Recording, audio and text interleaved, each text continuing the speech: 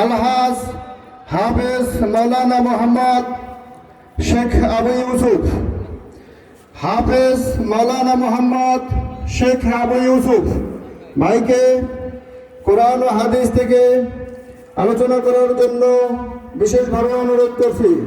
তবে অত্র এলাকার দিনদার পরহেজগার মুত্তাকি ভাইদের জন্য আমি বিশেষ করে বলছি, এখন আপনারা বিভিন্নভাবে বিক্ষিপ্তভাবে না থেকে আপনারা সামিয়ানার নিচে আসুন, বসে পড়ুন, এখানকার মর্যাদা রক্ষা করুন। আল্লাহ রাব্বুল আলামিনের অশেষ সওয়াবের যে আমরা ব্যবস্থা করেছি, এই সওয়াবগুলি আমরা হাসিল করি। এই আহ্বান করে আমি আপনাদেরকে উদাত্ত আহ্বান জানাই। এ পর্যায়ে আলোচনা করবেন আলহাজ হাফেজ হযরত মাওলানা মোহাম্মদ